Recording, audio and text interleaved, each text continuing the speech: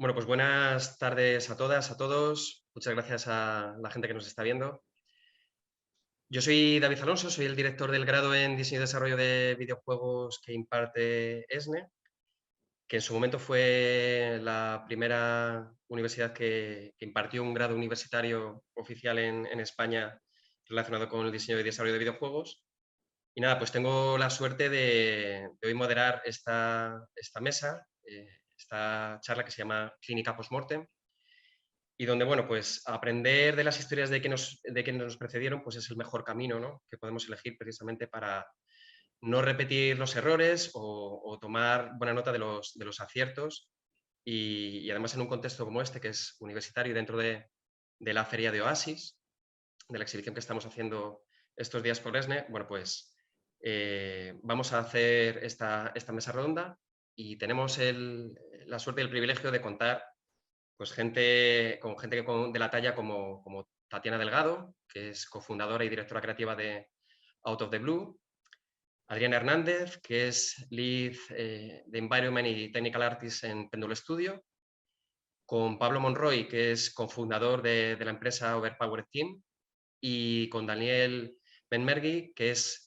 desarrollador independiente y responsable de títulos como Storyteller, que hizo con Annapurna Interactive.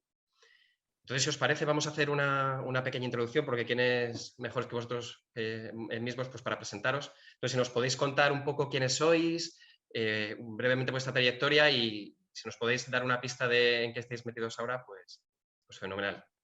Pues si os parece, empezamos con Tatiana. Bueno, pues hola, muchas gracias lo primero por esta oportunidad de estar aquí compartiendo con gente tan interesante esta mesa redonda. Y nada, yo empecé como game designer hace ya 18 años. He tenido la suerte de trabajar en todo tipo de proyectos, desde consolas, PC, móviles, en un montón de empresas como Tequila, King, Gameblog, etcétera. Y ya por 2016 me picó el gusanillo de emprender y fue donde monté mi primera empresa, que fue Vertical Robot, dedicada a la realidad virtual. Y actualmente he cofundado con Manuel Fernández la empresa Auto de Blue, donde nos dedicamos a hacer sobre todo juegos narrativos y de puzzles. Nuestro primer desarrollo fue Call of the Sea y ahora acabamos de anunciar el segundo, que es American Arcadia. Fenomenal. Pues seguimos con Adrián. Buenas, pues nada, muchas gracias por tenerme hoy aquí. Soy Adrián, como bien ha dicho David, y nada, empecé hace 5 añitos en Péndulo Studios. Antes estuve estudiando en una carrera universitaria también de diseño y desarrollo de videojuegos, en mi caso en Castellón, en la Universidad Jaume I.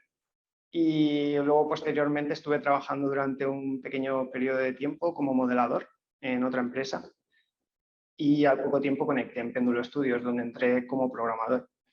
Lo único, pues eso, a mí me molaba más el tema artístico y demás, y ya hablando con mis compañeros fui haciendo esa transición poquito a poco hasta que acabé como Technical Artist y poquito a poco también fui ayudando en Environment.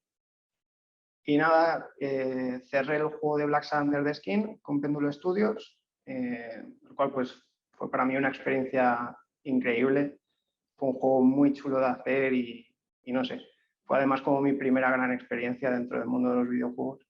Y posteriormente hicimos Vertigo, que salió en diciembre para ordenadores y para PC.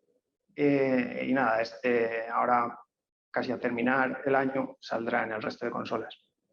Actualmente estoy ayudando en un proyecto todavía no anunciado. Supongo que este verano lo anunciarán y a posteriori pues me pondré con otro segundo proyecto. Y Péndulo pues ya se pondrá a producir dos proyectos a la vez, cosa que nunca había pasado prácticamente. Y ya estaría. Muchas gracias, Adrián. Pues Pablo, seguimos contigo. Ok, pues nada, igual que los demás, muchas gracias por invitarme y muchas gracias por compartir la mesa con gente tan guay. Bueno, yo soy Pablo Monroy, soy cofundador de Overpowered Team. Somos un estudio pequeñito, independiente de Madrid, compuesto por ahora 6 personas, que nos conocimos en la universidad, en ESNE, de hecho, precisamente. Y bueno, desde ahí empezamos a hacer juegos juntos, primero juegos muy pequeñitos, juegos de jam, bueno, practicar lo de siempre, ¿no? Sobre todo cerrarlos y tal. Y a medida que empezamos por ahí, pues decidimos intentar con nuestro TFG lanzar un juego, bueno, convertir, hacer el paso de proyecto a producto y convertir un poco el juego en algo que pudiéramos lanzar en mercado PC y consolas, que es a lo que nos dedicamos fundamentalmente, que es como nació nuestro primer juego, que se llama Godstrike, que bueno, ha salido al final, primero se llamó Profane, luego tuvo ahí una serie de circunstancias que hizo que tuviéramos que rebrandear el juego y tal, y ahora salió como Godstrike y ha salido en todas las plataformas. Y nada, posteriormente hicimos otro proyecto para Switch y PC que se llama Ruin Riders, y justo ahora, hace muy poquito, en el PC Gaming Show hemos anunciado nuestro último proyecto que se llama Abyssals, que es un city builder survival submarino, en el que bueno, estamos ahora muy metidos, y bueno, es el juego más grande que hemos hecho, entonces pues también es un reto muy chulo. Fenomenal. Pues Daniel, preséntate. Bueno, hola a todos. Voy a empezar dando las gracias porque todos dieron las gracias y no quiero quedar como argentino desagradecido. Y en cuanto a presentarme diría que siempre quise hacer juegos desde que era chico, pero recién a los 30 años empecé a trabajar profesionalmente en Gameloft también. Me causó gracia que Tatiana lo mencionó. Tenía un puesto de líder técnico en realidad en Gameloft, era el líder de tecnología del estudio de Buenos Aires, y estuve ahí trabajando 3 años hasta que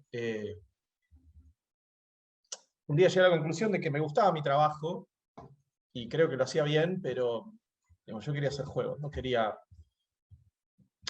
estar en un entorno corporativo, estar lidiando con gente. Entonces renuncié y decidí dedicarme full time a ser independiente y a ver cómo me iba con eso. Y tuve mucha suerte. En el momento en que lo hice en el momento justo y estaba en el lugar justo para hacerlo. Y de una manera u otra logré sobrevivir como independiente hasta el día de hoy, que eso fue hace mucho tiempo, fue hace 14 años. O sea, hace 14 años que renuncié a Gameloft. Y algunas cosas, con algunas cosas me fue bastante bien. Con un juego que hice se llama Today I Die, fue finalista en el Festival Independiente.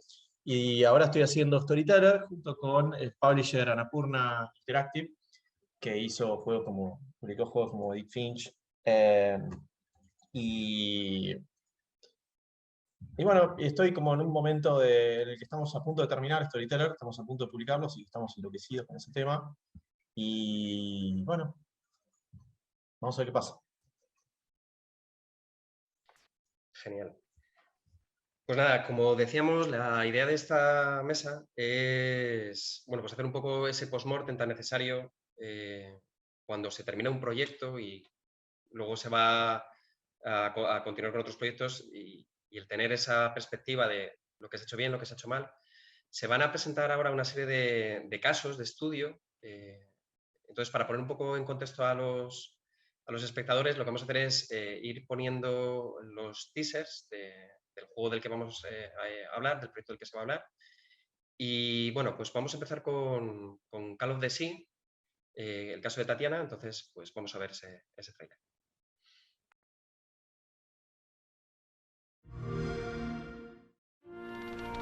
Dear Nora, I am writing these lines to you, even though I know you may never read them.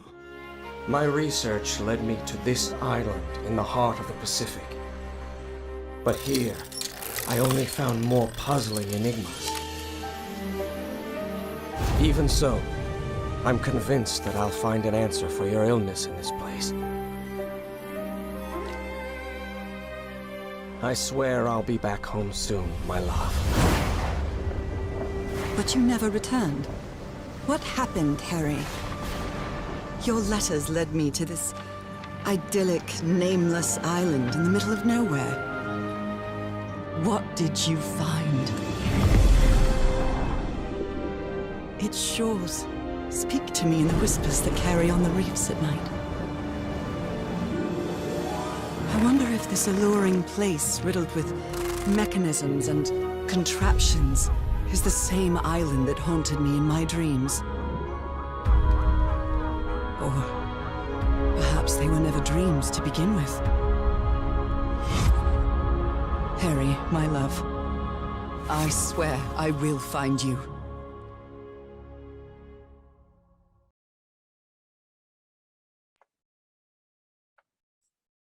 Bueno, Cecina, ¿qué nos puedes contar de este proyecto?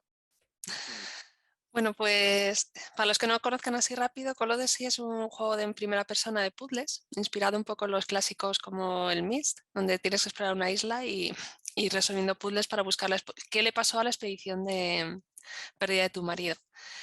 El juego lo planteamos, o como me gusta a mí plantear la producción después de haber estado en muchos proyectos anteriores antes de montar mi propia empresa, es siempre tener una visión global de todos los niveles.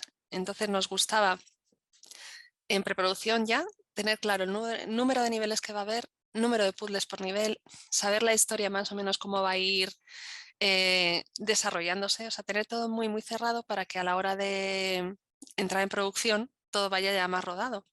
Y eso sobre el papel es genial. Entonces es lo que, lo que hicimos en Call of Duty. O sea, teníamos al acabar de preproducción incluso un blocking de todos los niveles ya, de lo que componían el juego, y empezamos a generar contenido. Además nos gusta generar unas curvas que siempre lo cuento cuando hay algún taller de diseño, de narrativa o de puzzles, que van dibujando cómo va la progresión tanto de la dificultad de los puzzles por nivel, los momentos de intensidad que queremos generar en el jugador para dar una intensidad, luego dejar reposar al jugador. O sea, está todo muy, muy pensado y planificado al dedillo para que todo el juego luego tenga una coherencia y sea más sencillo seguirlo nivel a nivel. ¿Qué es lo que nos pasa a nosotros? Que al final, lo que pasa en cualquier producción, que por muy bien que lo plantees, siempre va a haber imprevistos y al final pues siempre te vas a retrasar. Y decidimos tomar una decisión que además también siempre es la primera que cuento cuando hablo de producción es, si no vas a llegar, lo mejor es recortar. Pero aprendí una lección muy grande que es que no todo vale a la hora de recortar. ¿Qué pasó en nuestro caso? Que como el juego estaba tan bien planteado o cerrado ya desde el principio con un flujo muy sólido, en el momento que recortamos decimos que el nivel final, en lugar de hacer un gran nivel como estaba previsto, iba a ser un nivel mucho más cortito. Y claro, así sí llegábamos a tiempo a entregarlo. ¿Qué pasó? Que cuando hicimos el playtesting nos dimos cuenta que todo el mundo decía que el juego estaba muy bien hasta que llegaba al final y que acababa muy abrupto, que le dejaba mal sabor de boca, y además es que era algo consistente que nos daban en todo el feedback. Y entonces dijimos, vaya, a lo mejor hemos recortado lo que no había que haber recortado. ¿Qué pasó? Que al final tuvimos que meter todo el contenido que estaba tal y como estaba previsto y con un gran esfuerzo. ¿Pero qué hicimos? Y yo creo que es la gran lección que aprendimos en este caso, es que no tienes por qué recortar en contenido, sino en cómo haces ese contenido. Es decir, por ejemplo, a la hora de desarrollar nuevas mecánicas, a lo mejor, o puzzles nuevos en nuestro caso, podemos reutilizar lógica que ya se había utilizado en otros niveles y con ello componer los puzzles que faltan. O hacer un puzzle que con muy poco trabajo generes mucho tiempo de gameplay. Entonces, un poco la lección aprendida en este caso es que a la hora de recortar una producción no tiene por qué ser quitar un trozo del juego tal cual, que te puedes baratar el juego tal y como lo tenías planteado, sino simplemente eso, el intentar ver cómo optimizar los recursos que tienes para poder llegar al juego final con el ritmo, la calidad y todo lo que esperabas. Y luego, lo más importante del mundo, y siempre lo digo, es hay que hacer playtesting cuanto antes con los jugadores, porque tú tienes en tu cabeza el juego, tienes un ritmo, crees que funciona y cuando lo pruebas con la gente te das cuenta de las cosas que no funcionan, que muchas veces ellos se van a buscar o van a entenderlo o interpretarlo de una manera totalmente diferente.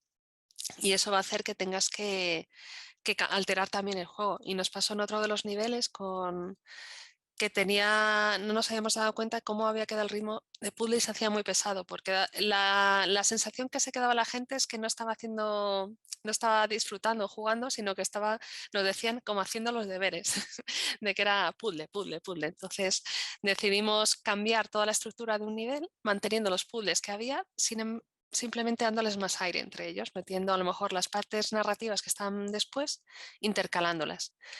Entonces, esto, cuanto antes lo puedas identificar, pues más fácil va a ser poder cambiar las cosas porque menos final va a estar todo. O sea, en nuestro caso lo que hicimos al final del juego fue una locura porque ya era prácticamente al final de la producción y lo tuvimos que rehacer. Pero eso, al final mereció la pena porque con una segunda tanda de playtesting ya sí que el final era le gustaba a la gente y no notaban ese cambio de ritmo que habíamos hecho. Y esa es un poquito así la anécdota que quería contar de Call of Duty. Genial. Pues muchas gracias, Tatiana. Pues si os parece, podemos seguir con Adrián. Y bueno, vamos a ver el tráiler de Black Sad, Under the Skin, para que luego él nos cuente un poquito su experiencia con este proyecto. Peggy 18.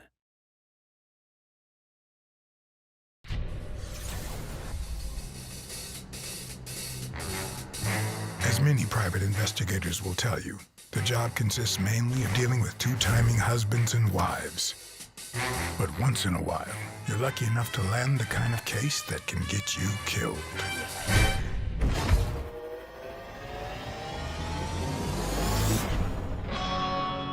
Suicide, a bereaved daughter, and a missing man. I just hope you prove your professional worth before the day is over. My job? Find Bobby Yale, a rising star from Joe Dunn's boxing gym. If you find Yale and he fights, I'll be able to pay you whatever you ask for. I confess, the idea of a good old missing person investigation raised my spirits. But my excitement was about to be put out like a cigarette, and my morale put to the test. You're a good man, Blackside. A simple exchange of information. If I wished to complete my job, shortcuts existed in the crime world. But did I really want to go down the path that put men behind bars? I'm gonna kill you!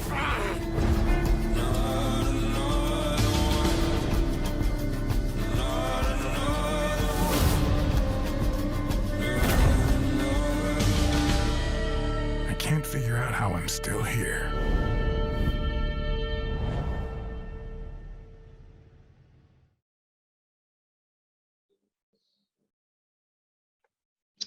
Pues ahí está.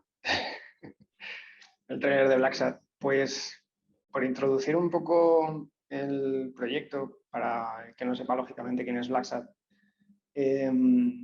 la IP viene de un cómic español, escrito y dibujado por Guarnido y Canales, que bueno, son sobre todo conocidos por esta licencia del cómic.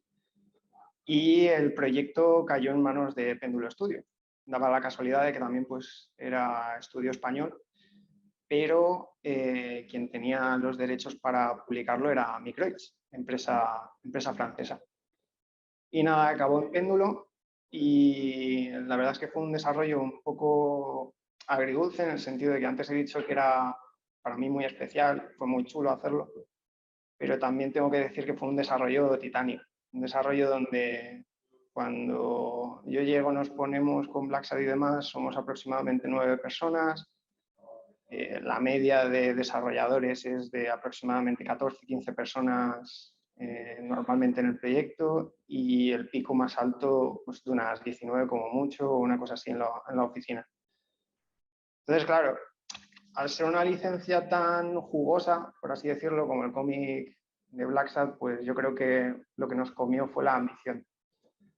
Y fue la primera cosa que se comentó, lógicamente, durante el post-mortem de Black Sad. En plan, vale, se nos ha ido a la cabeza muchísima ambición, hemos querido hacer algo muy, muy, muy grande y quizá no lo teníamos tan bien planificado o no teníamos un enganche de producción detrás lo suficientemente sólido como para poder hacer un juego tan grande. Entonces eso hizo que tuviésemos que recortar muchísimas cosas, lógicamente, y también pues medir cómo realizar algunas mecánicas o un poquito también cómo iban a tener que ser algunos niveles o algunos diálogos entre personajes o opciones, objetivos del jugador, etc. No nos pasó tanto como con Tatiana, que eso es el tema de empezamos el proyecto y lo tenemos sólido, sabemos lo que queremos, tenemos ya más o menos los blockouts hechos, etc. No ocurrió eso. Y es extraño porque Péndulo Studios llevaba, cuando empieza Black Sad, unos 21 años ya operando.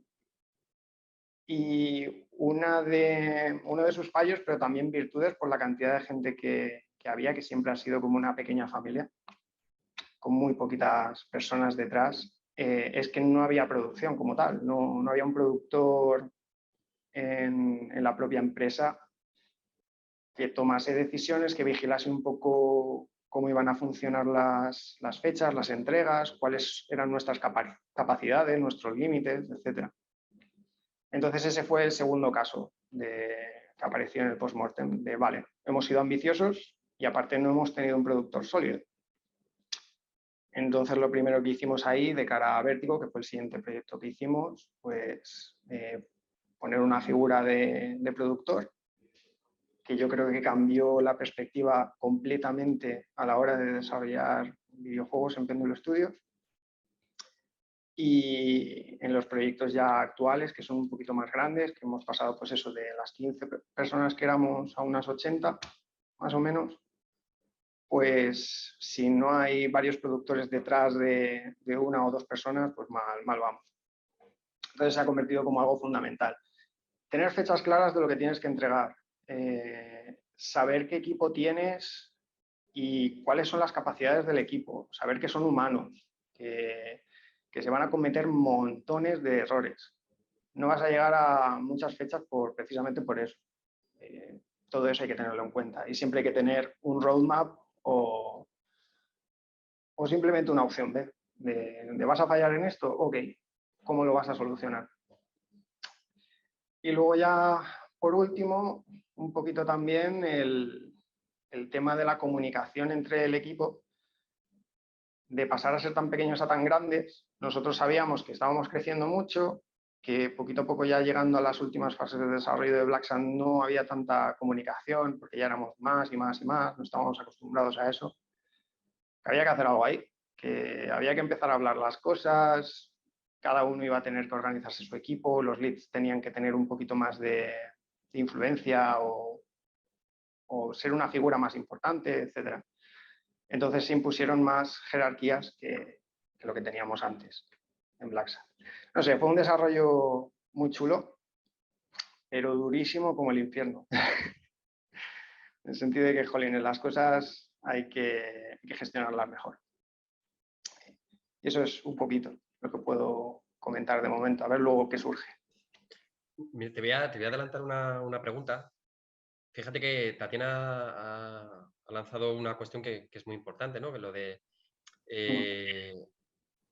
lo importante también que es que el jugador o el que pasa el trayecto objetivo pues haga un playtesting antes de hacer el desarrollo final, ¿no? Para que en fases intermedias del proyecto pues tú ya te des cuenta si vas por el buen camino o no, ¿no? ¿Vosotros tuvisteis la oportunidad de hacer ese playtesting? Sí, hicimos varios. A nivel interno introducimos también un QA que normalmente suele ser externo, cogimos uno nuestro. Empezamos a hacer test más locales, personales, en personas conocidas y luego lo empezamos a llevar a ferias. Y de ahí el feedback que recibíamos era que, lógicamente, en algunos momentos el control, por ejemplo, del jugador no era el correcto. Entonces, de cara al lanzamiento, intentamos mejorarlo lo máximo posible. Y ese feedback, además, que yo creo que fue absoluto, un poco como Tatiana, tuvimos un feedback muy, muy, muy bestia del control del personaje. Y dijimos, vale, pues en Vértigo vamos a coger desde el primer día, vamos a intentar hacerlo lo más cómodo posible. Y así fue. O sea que sí que lo veo como algo fundamental. Yo creo que ahí Tatiana ha acertado completamente. Si no hay gente que juega tu juego, es que realmente parece que no estés haciendo un juego, ¿no? Porque no lo vas a jugar tú lo haces. Pero al final tu producto va a llegar a las personas, son las personas las que lo van a jugar y que van a decir, vale, tu juego no está guay, tu juego no es divertido, o tu juego es divertido, es interesante, está. Así que sí, fundamental. Genial, pues están saliendo cosas muy interesantes, luego sí que retomaremos seguramente este hilo. Pero si os parece vamos a dar paso a Pablo y a su proyecto. Vamos a ver ahora el tráiler de God Strike.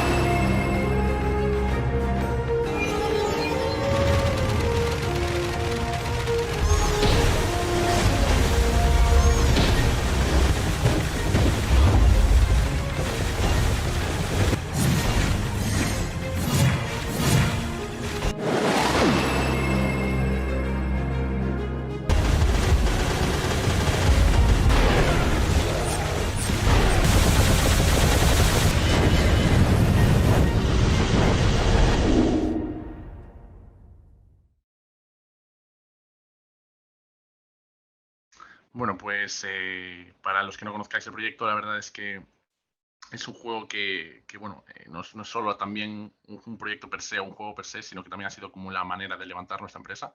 Entonces, en ese sentido, pues Ghost Strike es como una historia un poco larga, un poco tortuosa, que nace como un proyecto de TFG en nuestra carrera, un proyecto de fin de grado, vaya. Y a partir de ahí nosotros empezamos a pensar en cómo podemos hacer para lanzarlo al mercado. Al principio era muy diferente y bueno, debido a pues, ayuda de gente de la industria y a feedback y tal, pues nos dimos cuenta de que no íbamos a llegar con nuestras capacidades y nuestras habilidades en aquel momento, no íbamos a llegar a terminar ese proyecto. Entonces, bueno, pues se realiza una serie de cambios que cortan bastante lo que nosotros habíamos pensado hasta entonces que iba a ser el juego, para hacerlo una cosa que nosotros pudiéramos terminar. ¿Qué pasa con eso? Que, bueno, interfieren muchas cosas y en aquel momento pues tampoco teníamos nosotros las capacidades, yo creo, como para tomar las mejores decisiones. Entonces, muchas de las cosas que habíamos pensado para ese juego original permanecen, que probablemente deberíamos haber tirado. Entonces, como que se genera un poco de Frankenstein ahí. Y nace Profane, que es el juego que nosotros lanzamos en 2019, creo que fue, 2020. Al mercado, lo lanzamos en Steam y tal. Y bueno, ese cambiar de proyecto a producto, pues es un poco, yo creo, como la quintesencia de lo que no hay que hacer, porque muchas cosas que deberíamos hacer cuando hacemos un juego nosotros no las hicimos. Por ejemplo, pensar cómo encajar tu juego en el mercado, si hay alguien que quiere ese juego, si funciona en el mercado que tú lo quieres lanzar. Nosotros en este caso pensábamos en Steam, pensábamos en consolas, era un juego idealmente multiplataforma, pero que bueno, a posteriori descubrimos que es un género un poco complicado, que en PC requiere un poquito más de cariño del que nosotros pretendíamos ponerle probablemente a priori. Y bueno, entonces es cuando también hay una serie de problemas a nivel de encaje nosotros con el publisher con el que habíamos firmado en aquel momento, lo que nos lleva a tener que replantear cómo estábamos llevando la relación y retirar el juego de las plataformas para buscar a otra empresa que nos pudiera ayudar a publicar el juego. Entonces, bueno, también es una historia de volver a empezar, de no rendirse un poco, ¿no? De coger un juego que ya estaba en ese sentido un poco devaluado, un poco desvirtuado por haber sido lanzado y darle como un rebranding y volver a empezar. Y bueno, finalmente conseguimos encontrar un publisher nuevo que nos ayudara a lanzar esta vez Ghost Strike, que es el juego que ya habéis visto. Y al final, bueno, pues ha tenido un final chulo. El juego ha salido en varias plataformas, ha tenido ahora una edición física con Limited Run. Entonces, bueno, es un poco el que nos salió bien, pero que, bueno, hicimos cosas bien, sin duda, porque si no, probablemente no habría sido así. Pero también es un poquito tendencia superviviente porque podría no haber salido bien. O sea, hubo muchas veces que estuvo muy cerca de terminar ahí. Entonces, bueno, es una historia, yo creo, un poco tortuosa, pero que al mismo tiempo pues, sí que cumplió su objetivo original.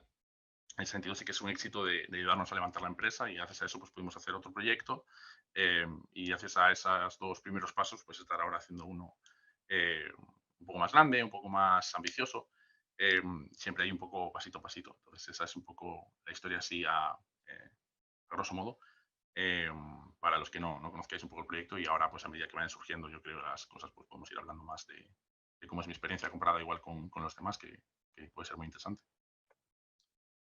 Pablo, por poner un poquito más de contexto, ¿cuánta gente sois en la empresa trabajando? Porque, por ejemplo, Adrián nos decía que han tenido, pues eso, hasta picos de 19 empleados. ¿Vuestro proyecto con qué recursos? Ghost Strike, que es el juego ese, se hizo con 5 personas. Nosotros somos una empresa pequeñita y somos una empresa horizontal, porque, bueno, también las condiciones en las que nosotros nacimos son 5 estudiantes. Entonces, obviamente, todos sabíamos lo mismo, nadie sabía más que nadie. Y eso también ha implicado que en todo momento nunca hay nadie que... Yo me encargo, por ejemplo, del apartado de arte del estudio y del business y tal. Entonces, a nivel de arte no hay nadie que sepa más que yo. Yo soy el que más sabe. Entonces, eso también es un problemático a veces. No hay nadie a quien preguntar. Ahora, por suerte, hemos podido contratar a alguien más. Entonces, somos 6 para este proyecto que estamos haciendo ahora y que, por suerte, sí que sabe algo más que nosotros en ese sentido. Entonces, pues también nos está ayudando mucho a aprender cosas y a cubrir una zonita igual en diseño que teníamos un poco más floja porque éramos 2 y 1 en diseño. Ahora está un poco más equilibrado. Genial. Pues Daniel, cuéntanos qué vamos a ver. Bueno, nosotros no tenemos un trailer porque todavía no publicamos el juego. Así que les voy a mostrar un poquito de qué va.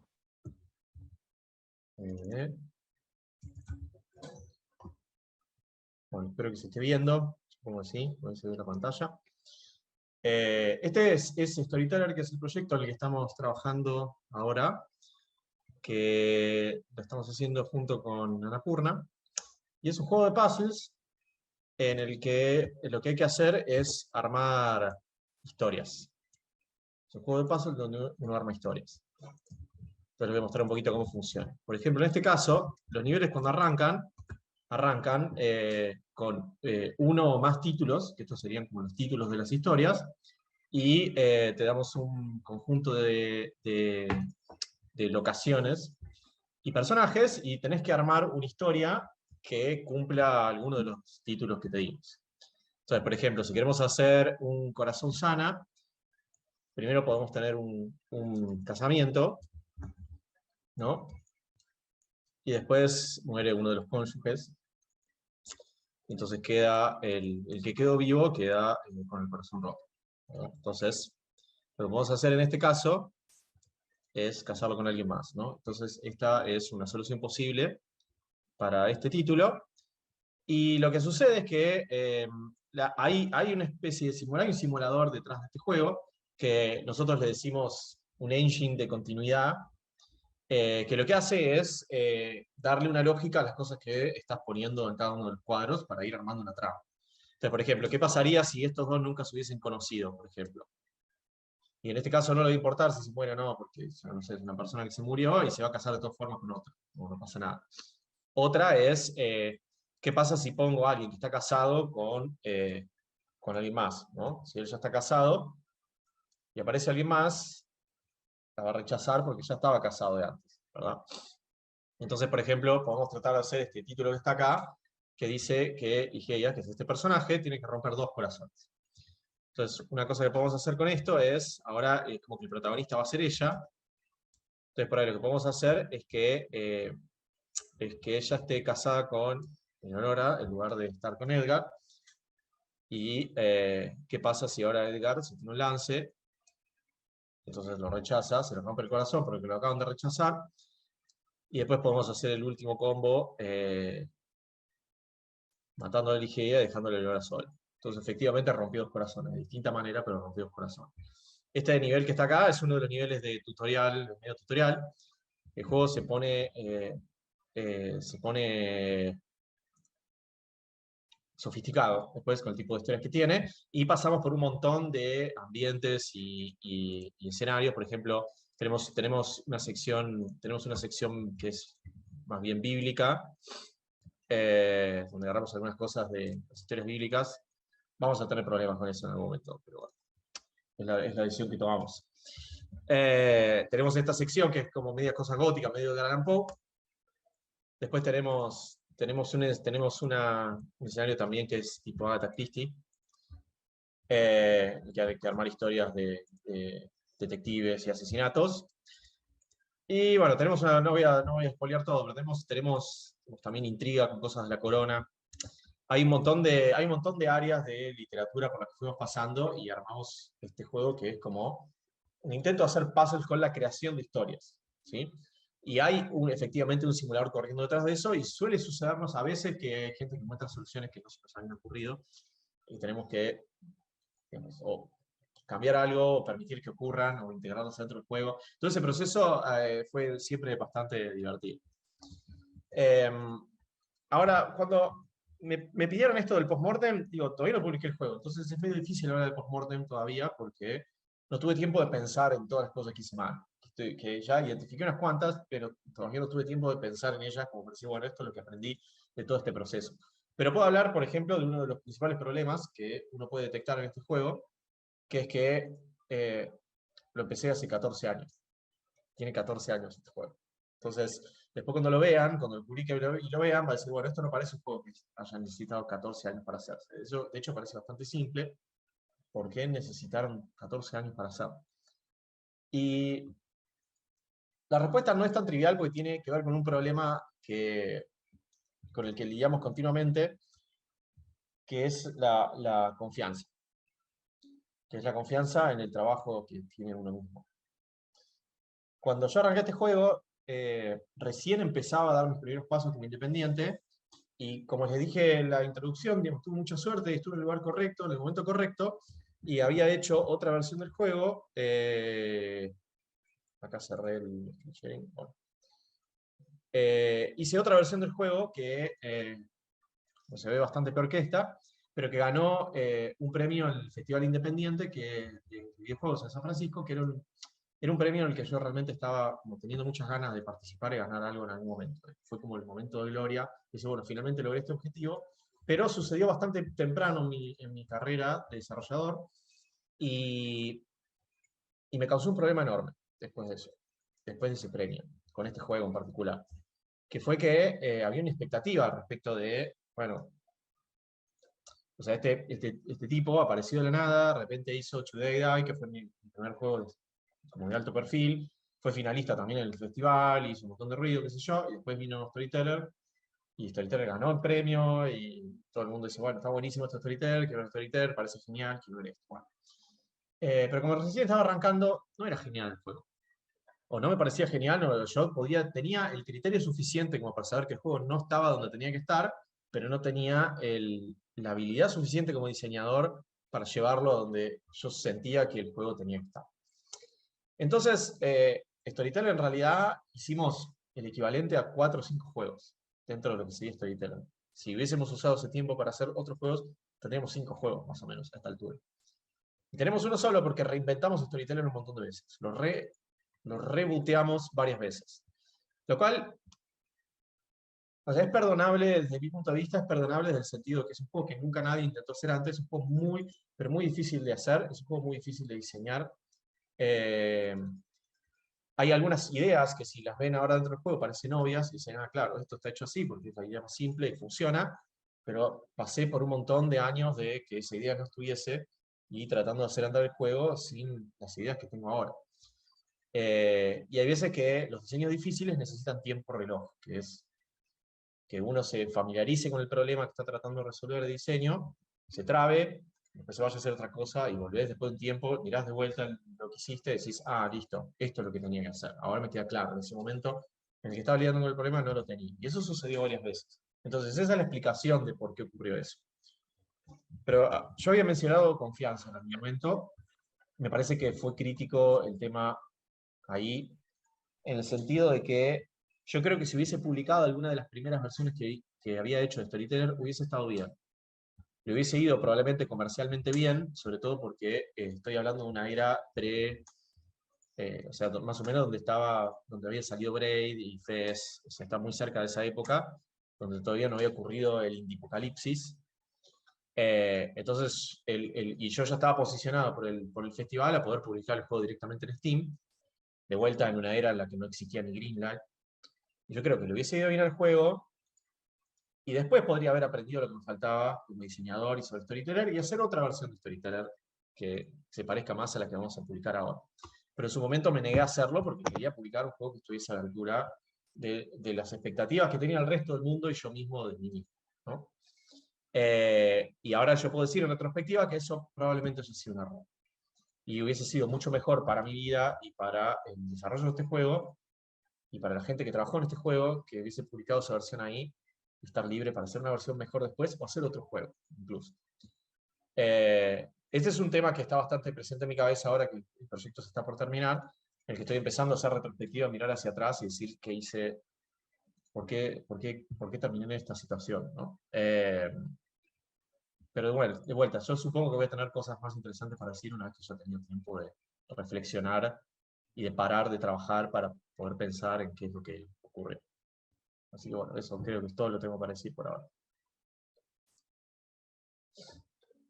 Pues yo creo que Daniel ha abierto un hilo de conversación que es de lo más interesante, ¿no? Que es, bueno, lo primero, las motivaciones, ¿no?, que tenemos cuando hacemos un proyecto, que además yo creo que son muy variadas, ¿no? Pues en el caso de Black Sad, claro, para Péndulo Studios, desarrollar un juego de una franquicia, ¿no?, de una IP tan carismática como es Black Sad, pues es algo que es una motivación de por sí para la empresa. Fijaros que, bueno, Pablo, Code Strike es su arranque, ¿no? Es la manera que tienen de constituirse como empresa. O sea, esa es un poco la pregunta que yo quería lanzar, ¿no? ¿De dónde surge o cuáles son un poco vuestras motivaciones a la hora de escoger, ¿no? Especialmente, pues ya quizás, ya digo, Tatiana, Pablo, que nos contéis un poco, pues lo mismo que nos ha contado Daniel, esas motivaciones iniciales, ¿no? De quiero hacer este tipo de juego, y esa evaluación de si es el momento adecuado, si el mercado va a aceptar el juego que yo quiero proponer, ¿no? Las decisiones que tomo antes de iniciar ese proceso. Pues Tatiana, por ejemplo. Adelante, Tatiana. Vale. Pues en mi caso fue porque tenía ganas de hacer, al final durante todos los años que he trabajado para otras empresas, haces, además con siempre le pongo todas las ganas, el interés, pero nunca había hecho un juego que me gustara a mí, tanto como los que son juegos narrativos y con puzzles. Entonces la oportunidad de hacer un juego que son los que más me gusta jugar, pues me apetecía muchísimo. Entonces, eso por un lado. Y luego por otro también porque un juego en primera persona es mucho más sencillo, entre comillas, mucho más contenido que otro tipo de juegos. Entonces, como primer juego de una empresa nos parecía que era algo más seguro o más con los pies en la tierra quizá, porque cuando empezamos con lo de si éramos 8, llegamos a ser a lo mejor 12, 13 en algún pico con freelance, pero éramos un equipo pequeño. Entonces era un juego que podíamos asumir y donde los que estábamos en el equipo en ese momento podíamos brillar de alguna manera. O sea, era un género que podíamos hacer bien los que estábamos en el equipo. Yo creo que fue una mezcla de esas dos cosas, de las ganas de hacer un juego que queríamos hacer junto con el juego que podíamos hacer, que yo creo que fue un poco lo que hizo que el juego saliera bien, que pudiéramos terminarlo más o menos bien en tiempos. Y luego yo creo que también la gente del equipo, yo lo que noté es que estaban, en general tenían todos unas ganas de que el juego saliera bien. O sea, fue muy bonito ver cómo estaba todo el mundo muy motivado y todos remando en la misma dirección, que también yo creo que es algo difícil, pero yo creo que era el juego que todo el mundo quería hacer y eso se nota en el producto final. Bueno, Pablo, tú, ya digo que en vuestro caso era claro, ¿no? En mi caso es diferente, por eso Claro. prefería que Tatiana hablara primero, porque nuestro nace más bien de... O sea, no hay ese proceso, no existe. Nace de, guau, estaría guapo hacer este juego, como chavales, y luego darnos de bruces con la realidad, que es no puedes hacerlo, y ya teníamos un tiempo muy concreto, porque claro, en el momento en el que termináramos la universidad y tal, ya empezar de cero, como que no nos salía. Igual habría sido más inteligente, pero no nos salía. Entonces fue un poco de, vale, tenemos que reconducir esta situación para seguir en el camino en el que estamos, que es en plan, pues eso, terminamos la universidad con un prototipo, con este prototipo ya empezamos a hablar con gente, y de aquí a X tiempo razonable, buscamos un publisher, firmamos, lanzamos y nos ponemos a hacer otro. Entonces, claro, eso es lo que produjo la bola de nieve de arrastrar cosas, y que cuando ya se hizo ese proceso, por ejemplo, de si nos gusta el juego que estamos haciendo, de si nos encaja en el mercado y todo esto, pues ya es que también se sentía tarde como para dar marcha atrás. Entonces fue un poco saber que estábamos trabajando con algo que no era ideal. Si es que alguna vez lo es, pero vaya, de los casos que podíamos haber hecho, elegimos uno malo. Podíamos haberlo hecho mejor. Que es lo que hemos intentado hacer con más o menos éxito en los siguientes desarrollos, claro. Genial. Otra cosa que ha surgido, y además quiero decir, ha sido también una temática un poco común.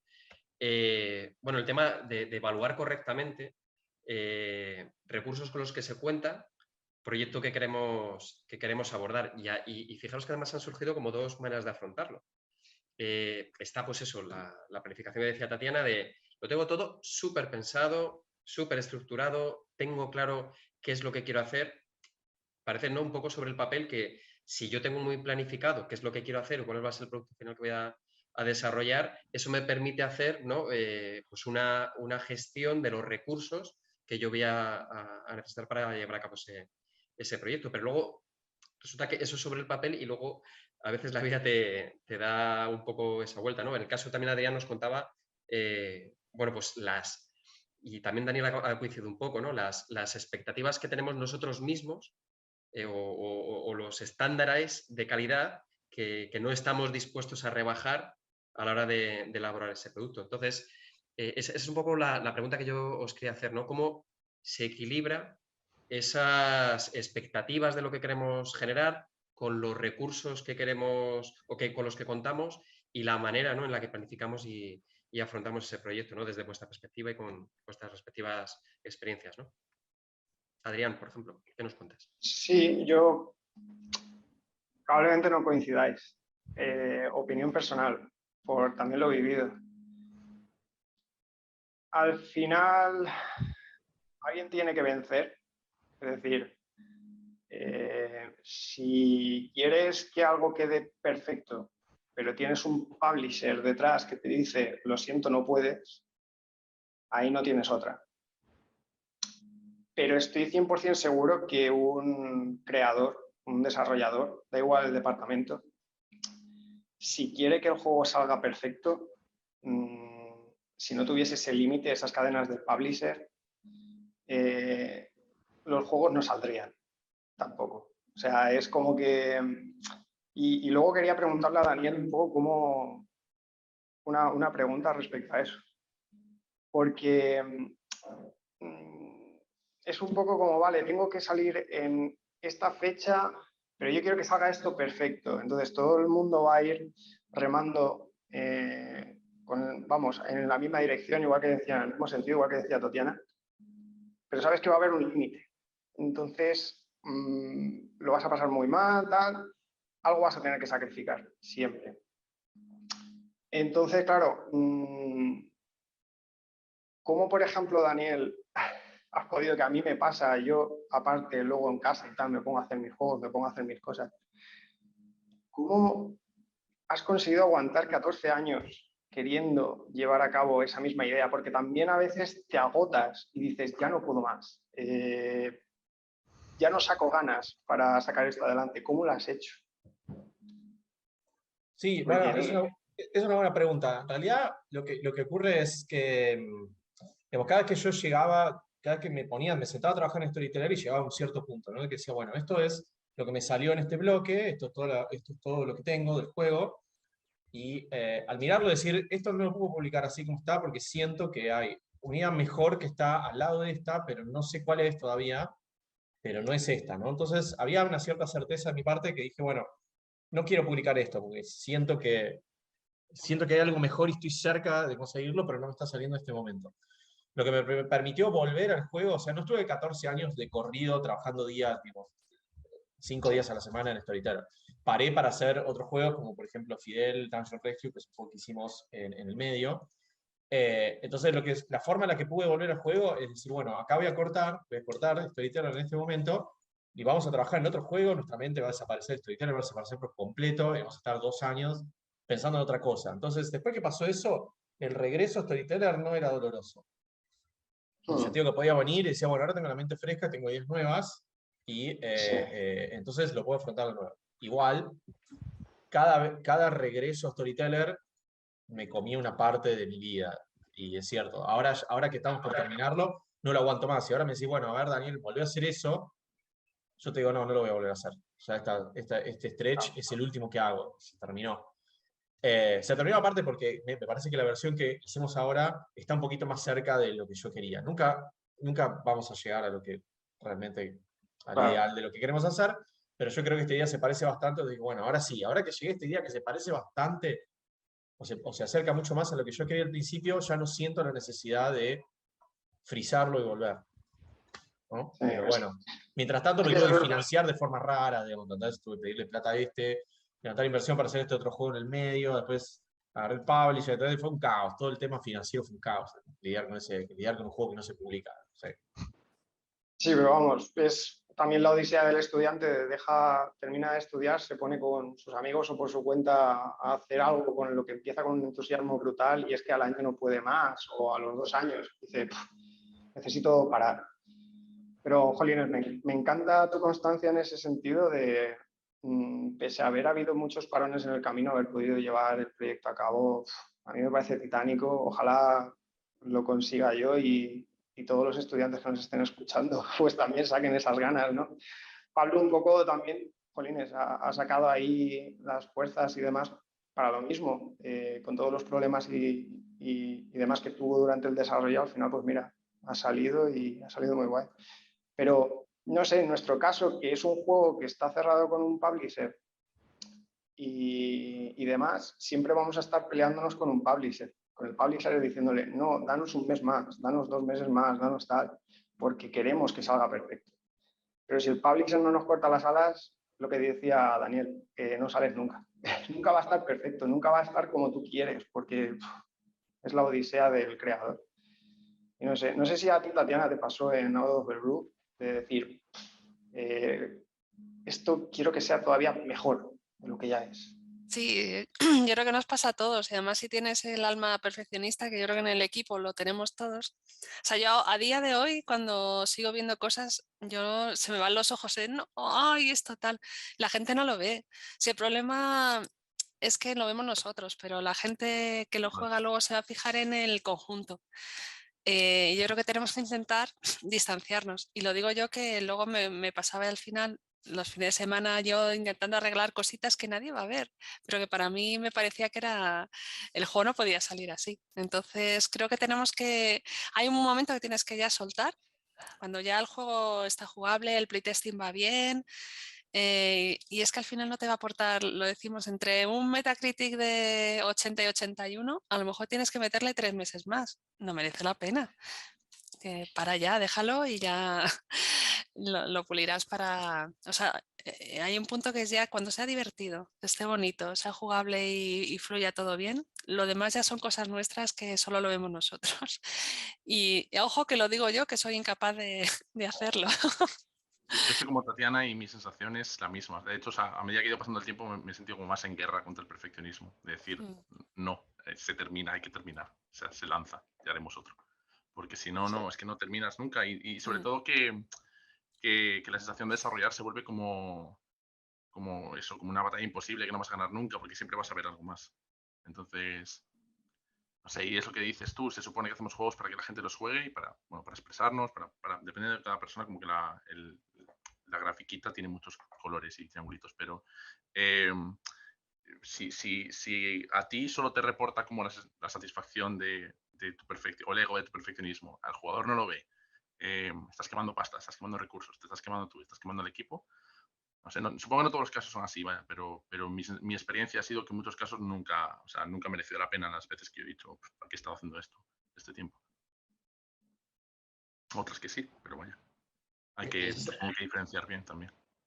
Claro, en ese sentido, fijaros que sí que os quería preguntar la importancia que ha tenido para vosotros el tener un publisher, ¿no? En vuestro caso, Pablo, Freedom Games o Raw Fury, ¿no?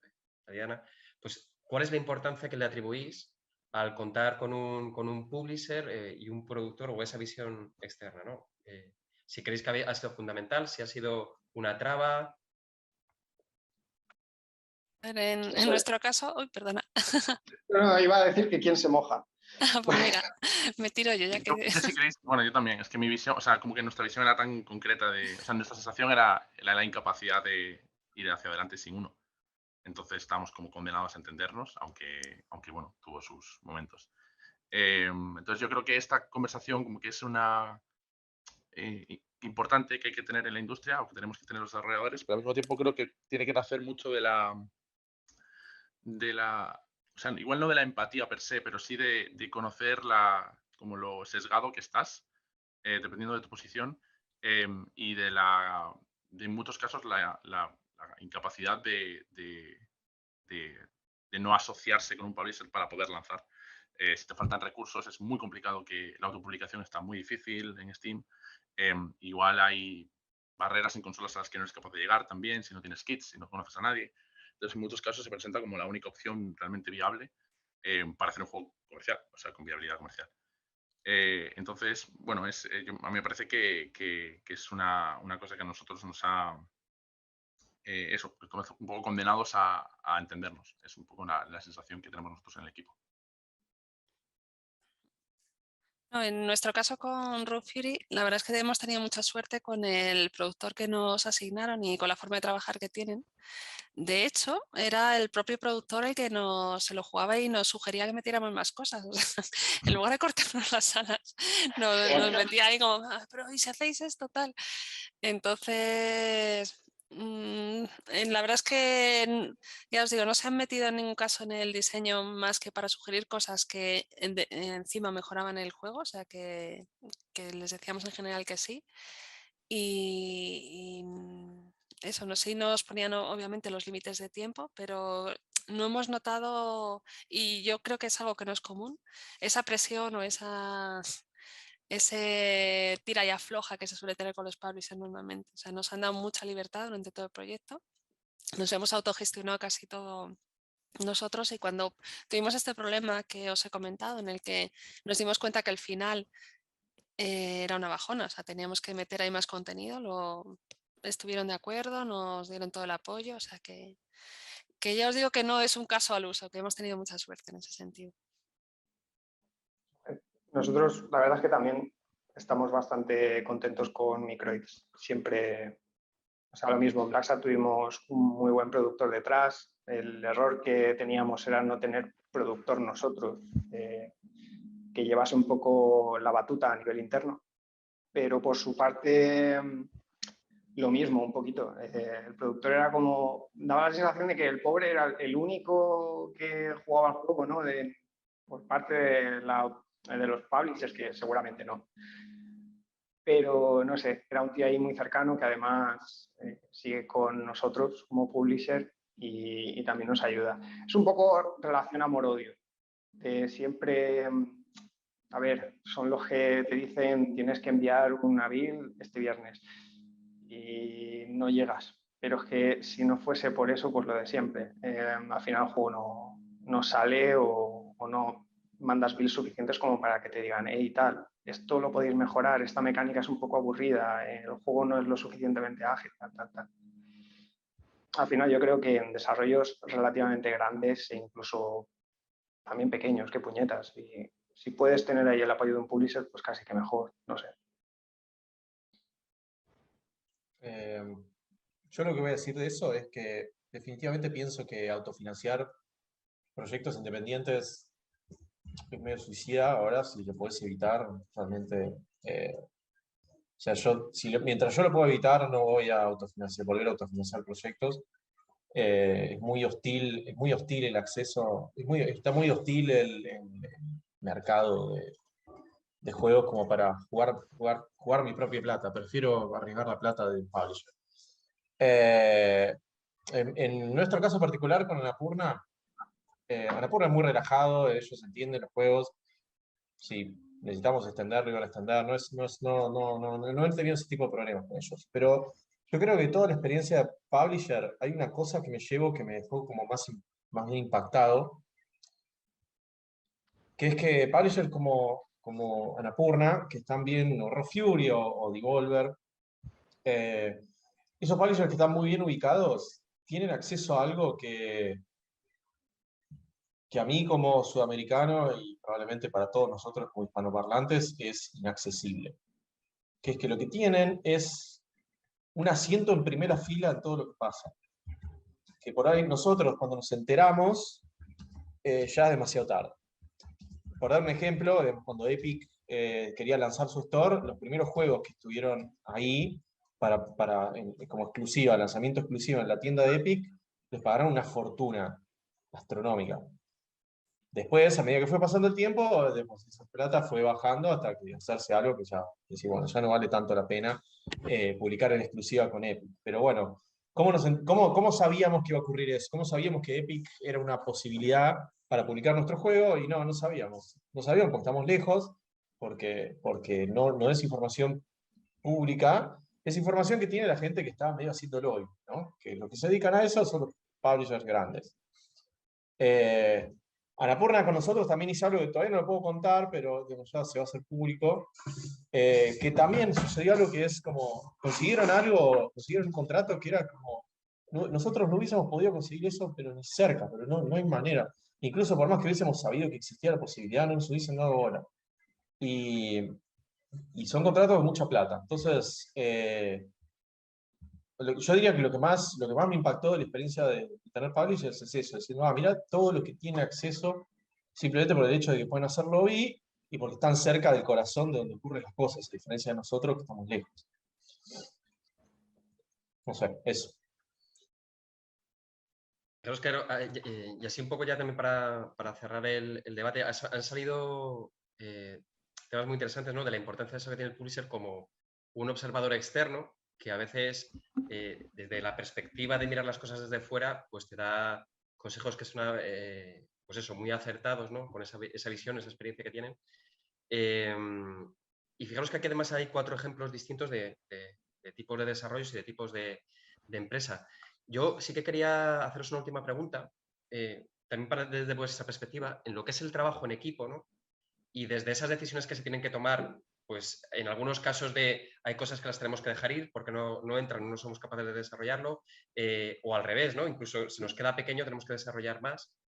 Y lo que es la gestión de los equipos y la toma de decisiones, porque no nos olvidemos que al final el videojuego es un medio artístico y siempre está el ego del artista por detrás. Entonces, sí que os quería preguntar eso, en vuestra experiencia, lo que es la gestión de los equipos, ¿cuál es la manera que en vuestra experiencia es la más adecuada, pues eso, para tomar ciertas decisiones de esto se queda, esto entra, tenemos que hacer más? Si creéis que es buena idea, por ejemplo, delegar que esas decisiones las tome una determinada persona, si creéis que tiene que ser algo más asambleario, ¿cómo os ha funcionado? ¿Cuáles vuestras distintas experiencias? En nuestro caso personal, por ejemplo, ahí entra la parte positiva de lo que hablé antes, de que todos sabíamos lo mismo. Entonces nosotros sí que funcionamos de manera muy asamblearia. Al menos hasta ahora somos 6, entonces ya está un poco más, hay que hablar más. Pero hasta ahora todos elegíamos, o sea, nadie imponía su autoridad, pero en cambio todos elegíamos subvertirnos voluntariamente a la autoridad del responsable del campo, en programación, por ejemplo, o en producción. Pues escucho a mi compañero Carlos, que es el que dice, bueno, pues por lo que yo creo, esto no nos va a dar tiempo a hacerlo. Entonces yo puedo decir, oye, pues yo no estoy de acuerdo, yo creo que igual sí que nos da tiempo o lo que sea, igual que él puede decir, pues yo creo que es igual la dirección de arte por aquí no va bien o sería mejor esta otra. Y en ningún caso yo digo, pues yo soy el artista y digo que va a ser así y se acabó. Ni en ningún caso él dice, pues mira, no me da la gana porque no sé qué, porque no sé qué. Entonces como que hay un proceso de ambos respetar tanto el campo como el conocimiento de los otros, pero que es cierto que se basa también en que todos más o menos tenemos la misma experiencia, tenemos la misma situación y hemos trabajado juntos desde el principio. Entonces ahí será interesante también saber cómo funcionan esos demás, sobre todo cuando también la empresa es más grande, nosotros somos poquitos.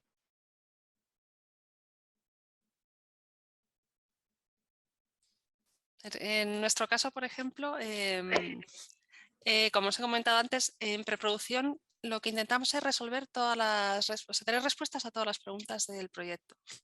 Y es donde establecemos la visión.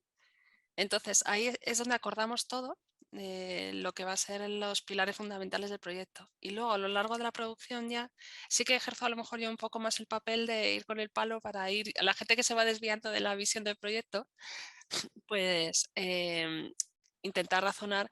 O sea, nunca no nos gusta imponer nada en la empresa, sino que todo lo hablamos, pero sí que intentar mantener siempre esa visión de a dónde queremos ir con el proyecto. Y un ejemplo que es una tontería, pero que yo creo que es muy visual.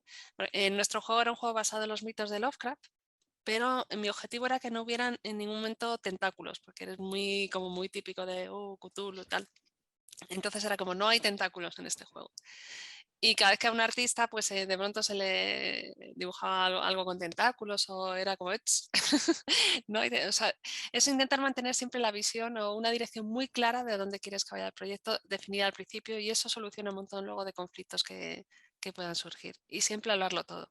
Claro, yo creo que se basa mucho en la comunicación, comunicarse un montón y comunicarse Sí, con respeto y con empatía eso es. vale. Sí, a nosotros nos pasa exactamente lo mismo. Si hay 2 artistas trabajando en una cosa, la cosa se atraganta y demás, pero están muy emocionados o creen que es la dirección correcta, pues se les escucha, se les da más tiempo, todo se habla y hay que hablarlo siempre entre todos.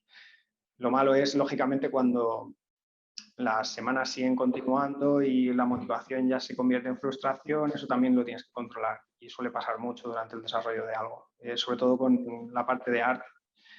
A mí me pasó como programador, justo con el controlador del personaje. Estaba tan ofuscado en que quería que mejorase el controlador del personaje y tal, en este caso de Paxa, que ya estaba en plan maníaco. Y llegó mi lead de programación, Juan Miguel, y me dijo, Adri, tío, descansa, déjalo, no continúes. Ya continuarás dentro de un tiempo, si hace falta y tal.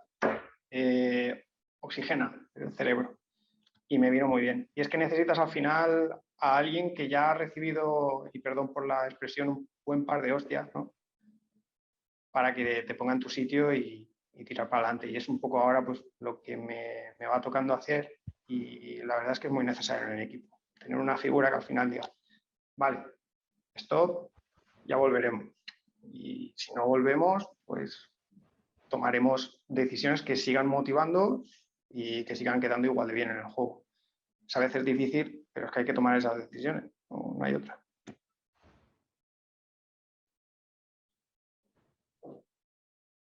Daniel. Yo, ya cuando había empezado mi vida independiente, medio había decidido, hay una cosa que tenía clara, después de haber trabajado en Gameloft con un montón de gente, que no quería tener empleados, por empezar. Más que nada porque la razón por la cual renuncié a Gameloft es que estaba aprendiendo a lidiar con gente y no haciendo juegos. Entonces cuando arranqué dije, bueno, lo que quiero es tener un equipo muy diminuto, un equipo diminuto, hacer solamente los proyectos que puedo hacer con un equipo diminuto, y que sepan todos, hagan todos buen trabajo, sepan trabajar bien. Entonces es como que el proceso por el cual funciona ese, empecé yo solo, después incorporé, por ejemplo, a Jeremías, que es el artista de Storyteller, y es el codiseñador también. Jeremías diseñó casi la mitad del juego. Y lo fue incorporando y también fue teniendo porcentaje de los proyectos. Ahora incorporamos un tercero que recién está arrancando, pero es como, diría que es el corazón. Después hay contratistas que por ahí hacen cosas específicas para nosotros, pero como el corazón del equipo está basado, las decisiones creativas están basadas en confianza. Es decir, bueno, esto yo creo que debería ser así, esto yo creo que debería ser así. Querramos a ver si hay una solución, si la solución es una solución acordable entre los dos, y si no, bueno, alguien termina tomando la decisión, el que esté más cerca del campo que se está tratando de resolver, ¿no? Pero es relativamente sencillo resolver diferencias creativas entre muy poca gente que la que es hacerlo en un equipo un poquito más grande. Y es como que eso medio lo hice adrede, no tengo ganas de lidiar con un montón de gente. Vamos a ver si puedo seguir sosteniendo eso, porque bueno, depende del proyecto que quiera hacer, no sé si voy a poder hacer esto de mantener un equipo chico siempre, pero hasta ahora es la política que he tenido. Entonces, todo este tema de las decisiones creativas se fue como, o sea, yo al principio tenía 100% y después fui como dando parte de las decisiones creativas en el resto del equipo y dejarlos, bueno, que tomen sus propias decisiones también, aunque yo no esté tan convencido. Y hoy en día, por Jeremías ya hay todas las decisiones que toma, que digo, bueno, no sé si esta es la decisión correcta o no, pero Jeremías parece bastante decidido a hacer esto, así que vamos a darle para adelante y vemos qué pasa después. Esa es nuestra situación. Bueno, pues yo creo que han salido conclusiones muy, muy interesantes de esta conversación y de este debate. Además, bueno, pues que hemos tenido también la suerte de contar pues eso, con empresas, proyectos muy diferentes, de muy diversa índole, y cada una con una visión, ¿no? Entonces yo creo que sí que el objetivo, ¿no?, de la charla, que al final es llegar a una serie de conclusiones, o que gente que pueda luego ver esta ponencia pues tome ideas, ¿no?, o que aprenda de los errores y de los aciertos que habéis tenido. Yo creo que sí que ha sido, vamos, más que cumplido ese objetivo, y que además, bueno, desde la perspectiva, ya digo, muy variada de distintos tipos de proyectos, grandes, pequeños, medianos, y con esa visión, ¿no? Pues no puedo más que agradeceros infinito que hayáis estado esta tarde con los espectadores, ¿no?, de esta ponencia de Oasis. Y nada, pues que espero tener la oportunidad de coincidir personalmente con vosotras, con vosotros dentro de poco, ¿no? Que ya están empezando a volver otra vez los eventos presenciales y tenemos muchas ganas ya de volver a vernos y de tocarnos, ¿no?, de vernos de verdad. Por lo dicho, muchísimas gracias. A vosotros. Chao, gracias. Gracias.